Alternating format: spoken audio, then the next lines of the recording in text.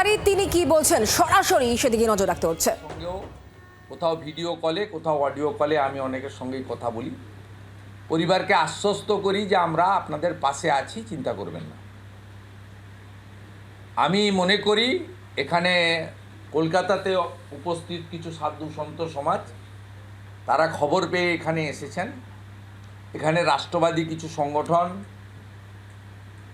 তারা এখানে এসেছেন, সকলকে বলিনি, আপনারা প্রেস মিডিয়া এসেছেন। আমরা অত্যন্ত খুশি যে এরা জামিন পেয়েছে। আর মমতার পুলিশকে বলবো যে আপনারা মমতার পুলিশ শুধু নয়, মুসলিম লীগের পুলিশ হয়ে গেছেন। দ্য গ্রেট ক্যালকাটা কিলিংয়ের সময় সুরাবর্দির পুলিশের যে ভূমিকা ছিল, ব্রিটিশের পুলিশের যে ভূমিকা ছিল, ঠিক একই ভূমিকা আপনারা নিয়েছেন। আপনাদের পস্তাতে হবে ভবিষ্যতে, এটুকু বলবো। আর মমতা ব্যানার্জিকে বলবো,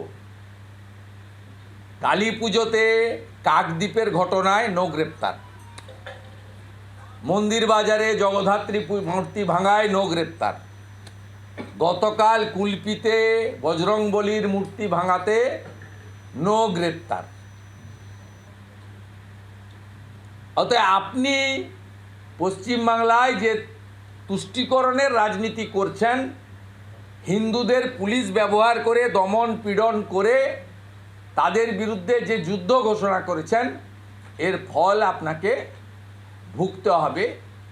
এবং সমগ্র পশ্চিমবাংলার হিন্দু সমাজকে, ভারত মাতার সন্তানদের ঐক্যবদ্ধ হওয়ার আবেদন জানাবো। বাংলার আওয়াজ, বাঙালির আবেগ, জি 24 ঘন্টা।